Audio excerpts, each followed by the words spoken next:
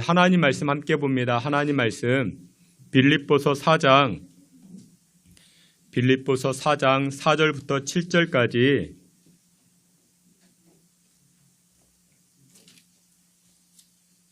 빌립보서 4장 4절부터 7절까지입니다. 우리 한 절씩 교독해 봅니다. 빌립보서 4장 4절부터 7절까지 제가 4절 말씀, 여러분들이 5절 제가 먼저 봉독해 올립니다. 주 안에서 항상 기뻐하라. 내가 다시 말하노니 기뻐하라.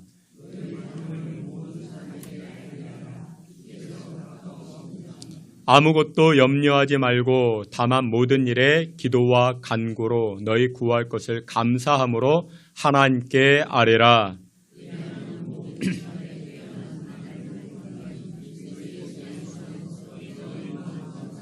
지키시리라. 아멘. 이 시간에 임마누엘 찬양대 통해서 하나님께 영광 돌리겠습니다.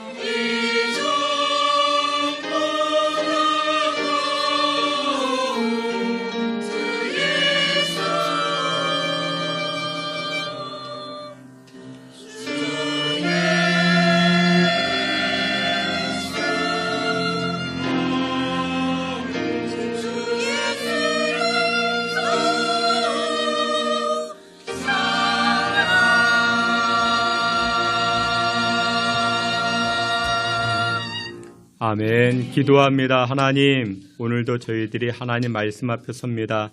하나님의 말씀으로 우리의 인생 길을 주장하여 주시고 우리의 생각과 우리의 계획 하나님 말씀 앞에 다 내려놓게 하시고 하나님의 것으로 채움받아 하나님의 것으로 승리하는 삶을 살아가는 주의 권속들 되게 하여 주시옵소서.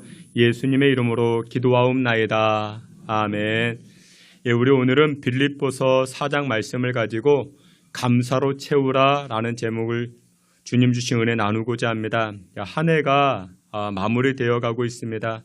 여러분들 몇 년 전 기억하십니까? 우한 폐렴, 그 코로나 바이러스라고 했죠.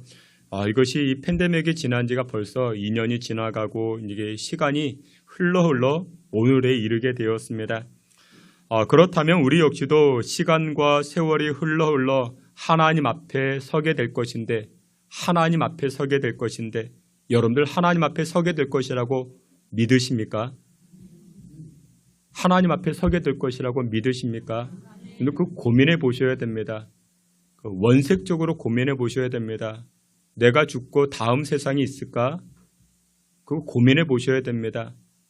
내일 뭘 먹을까? 그거 고민하기보다 이 세상이 끝이 아니라 하나님의 원하시는, 하나님께서 계획하시는 세상이 있다는 것을 여러분들 말씀을 통해서 깨달으셔야 됩니다. 찬양대. 정말 중요한 것이 내가 하나님 앞에 서게 되는 것, 그것을 돌이켜 보셔야 됩니다. 우리가 시간이 또한 세월이 흘러서 하나님 앞에 서게 되는 그때 어떻게 서야 되겠습니까? 칭찬받고 면류관을 받아야 되지 않겠습니까? 오늘 성경 본문을 통해서 100점짜리 믿음의 사람을 통해서 하나님 주시는 은혜를 나누고자 하는데, 오늘 본문에 등장하는 이 사도 바울은 신약시대 예수님 이후로 영적인 체험도 참 많이 했고 수많은 사람들에게 믿음의 도전을 주는 그런 인생을 살았습니다. 여러분들은 여러분들 주변에 영적인 도전을 주고 계십니까? 여러분들은 여러분들 주변 사람들에게 신앙의 도전을 주고 있습니까? 여러분들 그거 따져봐야 됩니다. 여러분들 내가 목사고 내가 장로고 내가 십자가 이렇게 목걸이 하고 다닌다고 여러분들 주변 사람들이 콧방귀도 안 낍니다. 여러분들 고민하셔야 됩니다. 여러분들 돌이켜보셔야 됩니다. 나는 나의 신앙생활을 통해서 내 주변 사람들에게 영적인 도전을 주고 있는가? 근데 그거 굉장히 고민해 보셔야 됩니다. 사도 바울은 실제로 그 주변 사람들에게 영적인 도전을 참 많이 주었던 사람입니다. 오늘 본문은 빌립보서입니다. 이 빌립보서를 통해서 사도 바울은 이 빌립보 교인들에게 편지를 쓰고 있는데, 이 사도 바울은 이 빌립보 교인들에게 영적인 도전을 줍니다. 그 이유가 무엇이었는가? 첫째, 이 사도 바울은 어디를 가든지 감사했다라는 것입니다. 어디를 가든지. 우리 10절 말씀 함께 보시겠습니다. 10절 다 함께 봅니다. 내가 주 안에서 크게 기뻐함은 너희가 나를 생각하던 것이 이제 다시 싸게 남이니 너희가 또한 이를 위하여 생각은 하였으나 기회가 없었느니라. 아멘. 여러분들 빌립보서를 옥중서신이라 말합니다. 옥중서신. 그 옥중서신이 무엇이냐? 감옥 안에서 편지를 썼다라는 것입니다. 감옥 안에서. 사도 바울이 복음을 증거하다가 적대 세력에 의해서 감옥에 갇히게 되었습니다. 갇힌 감옥이 로마 감옥입니다. 그러니까 로마 감옥에서 이 빌립보 교인들에게 편지를 쓰는 것입니다. 여러분들 빌립보 교회의 특징은 여성적 성향이 많이 있었던 교회입니다. 그러니까 여성적 성향이라는 것이 무엇이냐면, 여러분들 여성은 어떻습니까? 세심하죠. 부드럽죠. 사랑이 넘치고 있죠. 여러분들 이성보다는 감성이 앞서는 이 모성애적 교회가 바로 빌립보 교회였던 것입니다. 그래서 빌립보 교회는 사도 바울과 그의 전도자들이 오게 되면은 이 빌립보 교회는 그 엄마의 마음을 가지고, 여러분들 엄마는 어떻습니까? 자녀들 보기만 하면 뭐라고 얘기합니까? 밥 먹었냐? 밥 먹었냐? 그러니까 엄마는 그렇습니다. 그러니까 이 빌립보 교회는 이 엄마의 마음을 가진 교회였기 때문에 이 바울이 오기만 하면 식사를 잘 대접해 주었습니다. 대접을 잘 했다라는 것입니다. 여러분들 지금도 그런 것 같습니다. 어떤 교회는 남성적 교회 성향을 가진 그런 교회가 있습니다. 남성적 교회 성향은 어떻습니까? 남성적은 어떻습니까? 남성은 이론적이죠. 남성은 아빠는 항상 답을 주려고 합니다. 그 자녀가 문제를 이야기하면 엄마는 어떻게 이야기합니까? 그래서 힘들었겠구나. 그래서 아팠겠구나. 그래서 어려웠겠구나. 엄마는 그렇게 이야기하지만 아빠는 어떻게 합니까? 이렇게 하라니까, 저렇게 하라니까. 그러니까 답을 주죠. 교회도 마찬가지입니다. 교회도 남성적 교회는 어떻습니까? 답을 주려고 합니다. 굉장히 이론적이죠. 근데 여러분들 정확하긴 하지만 남성적 교회는 따지기를 좋아합니다. 그러다 보니까 이 남성적 교회는 어떻습니까? 항상 다툼이 있고 분열이 있습니다. 근데 여성적 교회는 어떻습니까? 어머니와 같은 넓은 마음으로 포용해 줍니다. 용납해 줍니다. 안아줍니다. 여러분들 우리 교회, 우리 신성교회도 예전에는 어떠했는지 모르겠지만 지금 우리 신성교회는 여성적 성향이 많이 있는 그런 교회인 것 같습니다. 우리 권사님들, 집사님들이 교회를 더욱 사랑하고 사역자를 더욱 사랑해서 많은 부분에서 용납해주고 포용해주고 교인들을 감싸주는 그런 교회가 오늘날 우리 신성교회가 아닌가 생각합니다. 광진구에서 목회하는 목사님이 계시는데 그 교회 어느 권사님은 연말이 되면은 교회 사무실을 찾아와서 봉투 하나를 준다 합니다. 1년 동안 수고 많았던 사역자들 연말에 맛있는 식사 함께 하시라고 그 봉투 하나를 건네주는 것입니다. 여러분 그것은 그냥 단순한 봉투가 아니고 격려죠. 사랑이죠. 그 은혜의 마음을 담고 있는 것이죠. 여러분들 밥 한 끼 먹는 거 뭐 그게 큰 대수겠습니까? 근데 그 안에 담겨진 교회 사랑하는 마음, 주의 사역자를 생각하는 어머니와 같은 마음이 있는 것이죠. 여성의 마음이 있는 것이죠. 오늘 보면 이 빌립보 교회 성도들도 그런 사랑과 격려가 많았다라는 것입니다.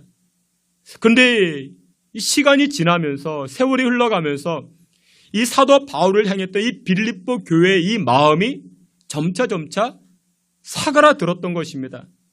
작아졌던 것입니다. 시들해졌던 것입니다. 사도 바울의 사역을 많이 도와주었는데 그러지 못하고 있었던 것입니다. 그래서 오늘 보면 사도 바울은 이렇게 표현합니다. 우리 10절 말씀, 우리 10절 앞에 있는 말씀 함께 보겠습니다. 내가 주 안에서 크게 기뻐함은 너희가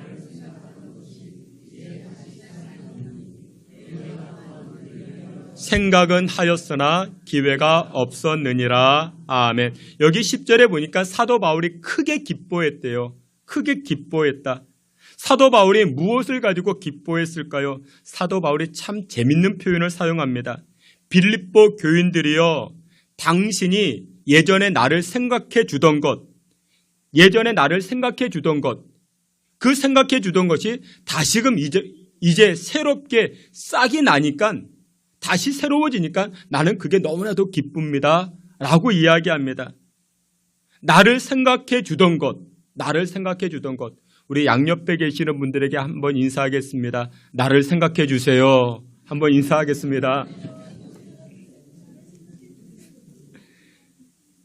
예전에 나를 생각해 주던 그 사랑의 마음이 이제금 빌립보 교인들에게 다시금 싹이 트고 새로워지고 있다는 것입니다. 여러분 우리 유초동부 아이들이 부르는 그런 찬송 있죠. 내 마음의 사랑이 어떻게 해요? 싹이 트고 있어요. 그런 찬송입니다. 지금 사도 바울이 빌립보 교회 권사님들, 이 권사님들에게 여러분들 빌립보서 1장을 보게 되면요. 빌립보 교회 여러 권사님들이 등장을 합니다. 유오디아 권사님, 순두계 권사님, 이런 여집사님들, 권사님들이 등장합니다. 그 권사님들 향해서 이렇게 이야기합니다. 권사님들 저를 잊으셨습니까? 그 전에 저를 이렇게 잘 대접해주고 저를 이렇게 잘 영접해 주셨는데 시간이 지났다고 박 권사님, 김 권사님 저를 잊으셨습니까? 이런 이야기를 하고 있는 것입니다. 예전에 나를 격려해주고 사랑해주던 그런 마음들 잊어버리셨습니까? 그런데 저는 이제 감사합니다. 저는 이제 기뻐합니다. 왜요? 예전에 그 마음, 나를 생각해주던 그 마음이 다시금 새롭게 싹이 나고 있는 것 제가 느끼고 있기 때문에 너무나도 감사합니다. 그 얘기를 하고 있는 것입니다. 그러니까 지금 사도 바울이 나름의 지금 아재 개그를 하고 있는 것입니다. 편지에다가 지금 아재 개그를 하고 있는 것입니다. 근데 사도 바울이 이 편지를 쓰면서 아재 개그를 하다 보니까 조금 민망했던지 10절 하반절에 이렇게 이야기합니다. 우리 10절 하반절 우리 앞에 있는 말씀 함께 봅니다. 내가 주 안에서 크게 기뻐함은 이제 다시 기회가 없었느니라. 아멘. 지금 사도 바울이 이렇게 이야기합니다. 아니죠. 당신들이 권사님들이 나를 잊어버린 것이 아니라 하려고 했지만 그동안 기회가 없어서 못하셨겠죠. 기회가 없어서 못하셨겠죠. 이것저것 바쁘셔가지고 우리 권사님 그전에 나를 이렇게 갈비탕도 사주고 피자도 사주고 그러셨는데 다 생각은 가지고 계셨겠지만 우리 권사님 바쁘셔가지고 나를 잊어버린 것은 아니셨겠죠. 라고 하면서 그렇게 이야기하고 있는 것입니다. 여러분들 사도 바울이 썰렁한 개그를 하고 있는 것입니다. 근데 여러분들 이 사도 바울의 이 표현 가운데 무엇이 묻어납니까? 이 사도 바울의 표현 가운데 사랑이 묻어나고 있는 것입니다. 사랑이 묻어나고 있습니다. 여러분들 사람들이 하는 말 속에 그 사람 말 속에 독이 있어요. 그리고 어떤 사람은요 그 하는 말 속에 사랑이 담겨 있습니다. 말하는 것을 잘 들어보면 독이 담긴 말이 있고 사랑이 담긴 말이 있습니다. 여러분들 바울의 말을 되새겨 보세요. 바울이 이렇게 이야기합니다.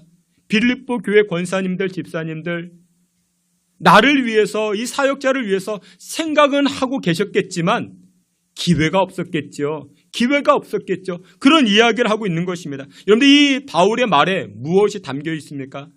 사랑의 마음이 담겨져 있죠. 퉁명스럽지가 않죠. 애정이 담겨 있습니다. 게을러서가 아니라 이 주의 사역자들을 대접할 때 기회가 없어서 그랬겠죠. 여러분 이 바울은 빌립보 교인들, 이 권사님들을 향해서 좋은 마음을 가지고 있습니다. 따뜻한 마음을 가지고 있는 것입니다. 여러분들 그렇습니다. 말할 때 말 속에 독이 담기면 안 됩니다. 독설이라고 이야기를 하죠. 여러분들 독설을 자랑스럽게 생각하는 사람들이 있습니다. 여러분들 어리석은 것입니다. 여러분들 말 속에 사랑이 담겨져 있어야 됩니다. 말 속에 애정이 담겨져 있어야 됩니다. 예수님도 한번 그런 말씀을 하십니다. 예수님께서 제자들에게 특별히 세 명의 제자를 데리고 기도하러 올라가십니다. 그러면서 이 제자들에게 이렇게 이야기합니다. 야, 지금 특별하게 우리가 기도할 때다. 기도해야 될 때야.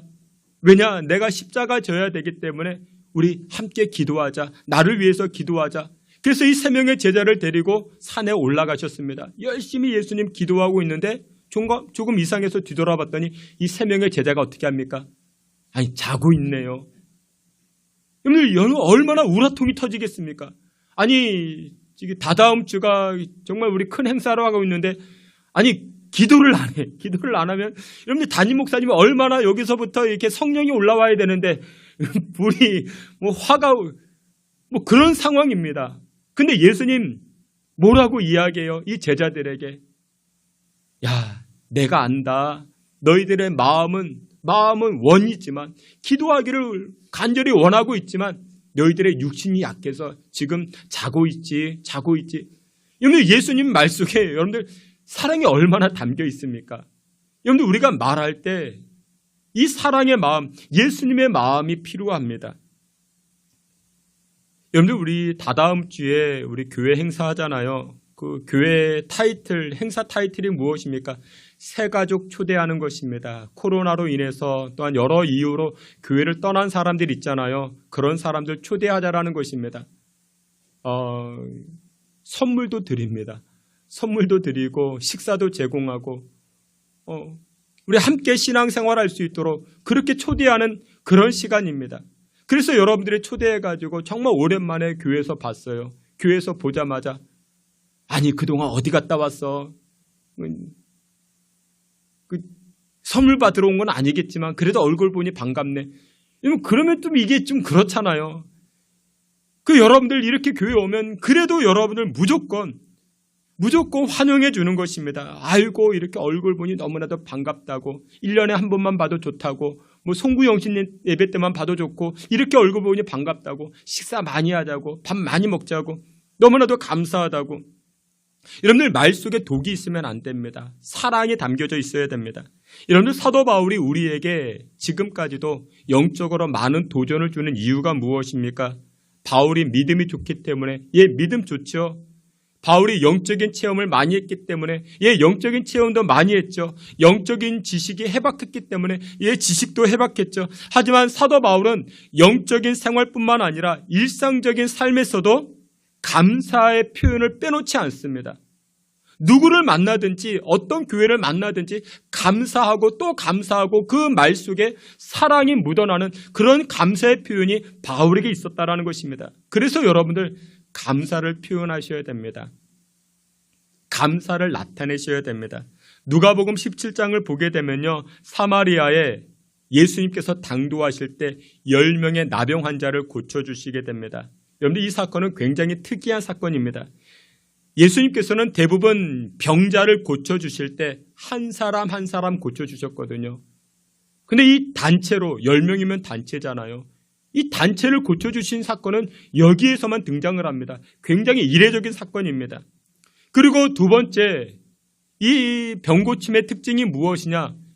이 환자들이 예수님에게 다가와서 이렇게 이야기를 해요. 우리 앞에 있는 말씀, 누가복음 17장 앞에 있는 말씀 함께 봅니다. 예수께서 예루살렘으로 가실 때에 사마리아와 갈릴리 사이로 지나가시다가 예수를 만나 멀리 서서 소리를 높여 이르되 예수 선생님이여 우리를 불쌍히 여기소서 하거늘. 아멘. 이 10명의 나병 환자들이 예수님에게 뭐라고 이야기합니까? 예수 선생님이여 우리를 불쌍히 여겨달라. 여러분 이건 100%입니다. 100%. 남자는 무엇에 약해요? 여성의 눈물에 약하고, 예수님은 무엇에 약해요? 불쌍히 여겨 주옵소서. 이 고백에 약합니다. 예수님은 이 고백에 약해요. 이 나병의 환자들이, 이 10명의 나병 환자가 뭐라고 이야기합니까? 예수님, 우리를 좀 불쌍히 여겨주세요. 여러분들 기도 중에 최고의 기도가 무엇인지 아십니까? 최고의 기도. 여러분들이 예수님께 기도할 때 최고의 기도가 무엇이냐? 예수님, 나를 좀 불쌍히 여겨주세요. 나를 좀 불쌍히 여겨주세요. 이것이 이 기도가 최고의 기도가 되는 것입니다. 하나님, 우리 자식들 불쌍히 여겨주세요. 하나님, 우리 가정 불쌍히 여겨주세요. 하나님, 우리 인생 불쌍히 여겨주세요. 하나님, 이 나라와 민족 불쌍히 여겨주세요. 이 기도가 최고의 기도가 된다는 것이죠. 세 번째, 이 10명의 나병 환자를 고쳐주셨는데, 그런데 이 10명 중 한 사람, 이 한 사람만이 구원에 이르게 됩니다. 한 사람만이 구원에 이르게 됩니다. 여러분들 병고침을 받는 것과 그리고 구원을 받는 것과는 다릅니다. 여러분들 신앙생활 할 때에 여러분들 그 교회 근처를 왔다 갔다만 해도 기적을 체험할 수 있습니다. 교회를 그냥 왔다 갔다만 해도요, 여러분들 기도하고 뭐 하다 보면요, 인생의 질병에서 고침받을 수 있습니다. 그런 경험들이 우리에게 있습니다. 근데 기적적인 일들이 이 감사의 연속으로 이어질 때 기적적인 일들도 우리 생활 가운데 연속으로 이루어진다는 것입니다. 여러분들 한 번 병고침 받은 것으로 끝나길 원하십니까? 아니요. 예수님께서는 이 10명 나병 환자 가운데 특별히 한 사람에게 구원을 허락하십니다. 여러분들 병고침은 어때요? 병고침은요, 여러분들 병고침 받은 적 있죠? 병을 고침 받고 나서 어떻게 됩니까? 병고침 받고 나서 조금 있으면 또 병들어요. 또 병들어요. 그것이 우리 인생입니다.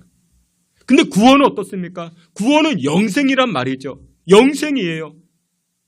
여러분들 그냥 잠깐의 건강해지는, 물론 그것도 중요합니다. 건강도 중요합니다. 근데 그것보다 더 중요한, 그것과 비교할 수 없는 것이 무엇이냐? 영생의 문제라는 것이죠. 영생을 허락하신다. 근데 이 영생을 끌어당기는 것이 무엇이더라? 바로 감사였다라는 것입니다. 감사. 사도 바울은 믿음도 표현합니다. 그리고 빌립보 교인들에게 무엇도 표현합니까? 감사도 표현합니다. 로마 감옥에 지금 자기가 갇혀 있지만 빌립보 교인들을 향해서 여러분들이 나를 잊지 아니하고 이렇게 지속적으로 선교 헌금도 보내주고 또 때를 따라서 갈비탕도 사주고 또 피자도 사주고, 제가 먹고 싶다는 게 아니고 이렇게 때를 따라서 이 사역자들을 돌봐주니, 저를 돌봐주니 너무나도 감사합니다. 감사합니다. 그 표현을 쓰고 있는 것입니다. 여러분들 감사는요, 지난 새벽에도 말씀을 드렸죠. 감사는요, 크게 세 가지가 있습니다. 여러분들, 일단 감사가 있어요. 여러분들, 이건 성경에 안 나와요. 제가 묵상하면서 이걸 발견해낸 것입니다. 일단 감사가 있어요. 신앙생활에 축복받는 비결, 일단 감사입니다. 여러분들, 왜 일단 감사하면 복을 받는가? 로마서 11장 36절에 이렇게 이야기합니다. 앞에 있는 말씀 함께 봅니다. 이는 만물이 주에게서 나오고 그에게 영광이 세세에 있을지어다. 아멘. 여러분들, 일단 감사. 여러분들, 일단 감사는요, 우리 생활 가운데, 우리 삶 가운데, 가정 가운데 힘든 일이 벌어졌잖아요. 고난의 문제가 생겼어요. 어려운 문제가 생겼어요. 그런데 그러면 우리 입술에서 뭐가 나오는 게 당연합니까? 원망, 불평이 나오는 게 당연하죠. 근데 원망, 불평이 아니고 일단 감사하는 거예요. 일단 감사합니다. 왜 일단 감사할까요? 일단 감사하는 사람들은 하나님의 주권을 인정하는 사람들입니다. 로마서 11장에 이는 만물이 주에게서 나오고 모든 것이 하나님께로부터 왔대요. 그리고 모든 것이 하나님께로 돌아간대요. 이것은 하나님의 주권을 인정하는 것입니다. 하나님의 주권을 인정하는 자들은 하나님께서 큰 복을 주십니다. 그래서 여러분들의 삶 가운데 무슨 문제가 생겼습니까? 그러면 어떻게 하자? 감사하되 무슨 감사? 일단 감사하고 보자. 일단 감사하고 보자. 두 번째 감사가 있습니다. 두 번째 감사가 무엇이냐? 미리 감사입니다. 미리 감사. 여러분들, 미리 감사할 수 있는 것은 믿음을 표현하는 것입니다. 믿음을 표현하는 것. 우리는 대부분 어떻게 해요? 응답받으면 감사해야지. 우리가 기도하고 우리가 간구했던 것 응답받으면 감사해야지. 하나님, 우리 아무개 대학 합격하기를 원하는데 합격하고 나면 이것 하겠습니다. 저것. 그게 아니고 미리 감사하래요. 마가복음 11장에 이렇게 말씀합니다. 앞에 있는 말씀 함께 봅니다. 그러므로 내가 너희에게 말하노니 무엇이든지 기도하고 구하는 것은 받은 줄로 믿어라. 그리하면 너희에게 그대로 되리라. 아멘. 받은 줄로 믿어라. 기도하고 난 다음에 받은 줄로 믿어라. 여러분들, 믿음 있는 사람만이 어떻게 감사합니까? 미리 감사하는 것입니다. 하나님, 나의 기도, 나의 간구 들어주신 줄 믿습니다. 들어주신 줄 믿습니다. 받은 줄로 감사하는 것, 믿고 감사하는 것, 믿음의 사람만이 가능할 수가 있는 것이죠. 세 번째, 어떤 감사가 있는가? 세 번째, 적극적인 감사가 있습니다. 조금 전에 살펴보았던 누가복음 17장 이 10명의 나병 환자 있죠. 한센병입니다. 나병입니다. 여러분들, 이 한센병은요, 옛날에 그렇게 이야기했습니다. 신이 내린 저주라 이야기를 했습니다. 여러분들, 고침받기가 쉽지 않았습니다. 한센병에 걸리면요, 가족들과 격리 생활을 해야 됩니다. 일반적 공동체 생활을 하지 못합니다. 사회에서 격리당하고 사람들에게 낙인 찍히는 그와 같은 질병입니다. 학교도 못 가고 직장도 못 갑니다. 사랑하는 가족들과도 헤어져야 됩니다. 그런데 그런 질병을 예수님 고쳐주셨다고요. 몇 명 고쳐주셨다고요? 10명 고쳐주셨다고요. 여러분들 생각해 보세요. 여러분들의 인생에 막막한 문제 하나님이 해결해 주셨습니다. 그러면 감사할까요? 감사하지 않을까요? 감사하죠. 감사합니다. 나의 질병을 고쳐주셨고 막막한 내 인생의 문제를 해결해 주시면 여러분 감사하지 않겠습니까? 여러분 생각해 보세요. 이 10명의 나병 환자 모두 다 감사할까요? 감사하지 않을까요? 감사하겠죠. 감사합니다. 그런데 여러분들, 이 10명의 환자들 가운데 누구만 어떻게 합니까? 한 사람만 예수님께로 돌아옵니다. 앞에 있는 말씀, 누가복음 17장 앞에 있는 말씀 함께 봅니다. 그 중에 한 사람이 자기가 나은 것을 보고 큰 소리로 하나님께 영광을 돌리며 돌아와 예수의 발 아래에 엎드려 감사하니 그는 사마리아 사람이라. 아멘. 여기 돌아와라는 표현이 있습니다. 돌아와. 이 표현이 무엇이냐? 이때 당시는요, 이 육신의 질병, 나병, 이 병이 깨끗해지면요, 누구에게 가서 먼저 확인을 받는가? 제사장에게 확인을 받습니다. 그러면 제사장이 몸을 쭉 이렇게 보고, 당신은 이제 정결해졌습니다. 그러면 집으로 돌아갈 수가 있는 것입니다. 사회로 돌아갈 수가 있는 것입니다. 그래서 이 사람들이, 이 나병 환자들이 깨끗해지고 누구에게 찾아갑니까? 지금 제사장을 찾아가는 것입니다. 제사장에게 찾아가서 제사장이 당신은 깨끗해졌습니다. 그러면 지금까지 나를 결박하고 있었던 이 나병에서 자유함을 얻는 것입니다. 친구도 만날 수 있고 직장도 다닐 수 있고 가족으로도 돌아갈 수가 있는 것입니다. 얼마나 그 발이 급하겠습니까? 그런데 한 사람만, 이 치료받은 한 사람만 어떻게 했다? 돌아왔대요. 돌아와서 어떻게 합니까? 예수님 발치에 엎드려 감사를 표현합니다. 저는 이 감사를 무슨 감사? 적극적인 감사. 나머지 9명도 감사한 마음은 있었다고요. 감사한 마음은 있었지만 한 사람만큼은 어떻게 합니까? 적극적으로 이 감사를 표현합니다. 여러분들 신앙생활 하실 때 이 감사를 표현하실 때 적극적으로 하셔야 됩니다. 여러분들 적극적인 이 감사 표현, 나중에 해야지, 내일 해야지. 여러분들 그러면 은혜가 없습니다. 예수님 발 앞에 엎드려 적극적으로 표현할 때 그때 우리 예수님 이렇게 말씀하십니다. 19절 앞에 있는 말씀 함께 봅니다. 그에게 이르시되 일어나 가라 내 믿음이 아멘. 너를 구원하였다. 이 적극적인 감사가 너를 구원하였다. 여러분들 병 고침 받은 것만 해도 기적인데 우리 육신이 우리의 영이 구원을 받게 됩니다. 여러분 기적과 기적이 있어요. 이 기적과 기적을 이어주는 고리가 무엇인지 아십니까? 적극적인 감사입니다. 적극적으로 감사를 표현해 보세요. 그러면 역사가 일어납니다. 적극적으로 여러분들의 마음을 표현해 보세요. 그러면 역사가 일어나는 것입니다. 우리가 11월 한 달을 지내는 가운데 있습니다. 감사의 계절이라 말합니다. 여러분들 적극적으로 감사를 표현해 보세요. 하나님께 적극적으로, 우리 주변 사람들에게 적극적으로. 그리고 이것뿐만 아니라 또 우리가 감사할 제목이 무엇이 있습니까? 우리 조금 후에 우리 성찬 예식을 진행합니다. 성찬 예식, 나를 위하여 십자가 지신 예수님을 묵상하는 시간입니다. 나의 죄를 십자가의 보혈로 정결케 하신 예수님에게 감사의 고백을 드릴 수 있는 그와 같은 시간이 되시길 바랍니다. 말씀의 결론을 맺도록 하겠습니다. 11월은 감사의 절기입니다. 여러분들의 인생의 문제를 여러분들의 능력으로, 여러분들이 억지로 풀려고 하지 마시고 적극적으로 감사를 표현할 때 우리의 인생의 문제, 관계의 문제, 가정의 문제, 심지어 육신의 문제도 풀리기 시작하는 줄 믿으시길 축원합니다. 24년도 은혜의 발걸음을 인도하신 여호와 하나님에게 적극적으로 감사하여 하나님 부어주시는 생명의 역사를 누리며 살아가시기를 주님의 이름으로 축원합니다. 아멘. 하나님 감사합니다. 우리 삶 가운데 적극적인 감사 표현으로 하나님께 영광 돌리게 하옵시고 또한 그로 인하여 하늘의 생명의 역사를 누리며 살아갈 수 있게 주님 축복하여 주시옵소서.